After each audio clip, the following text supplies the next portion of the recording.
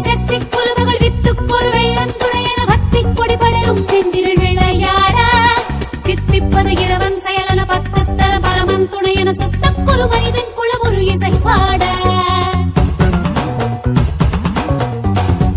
கற்றுத்தரும் ஒரு வகை அறிவினில் முற்றும் தெரிவது போல் மனிதர்கள் கற்று புகழ் பெறுவார் அவர்களும் உறவாட திக்கு பல திவி திவி திவி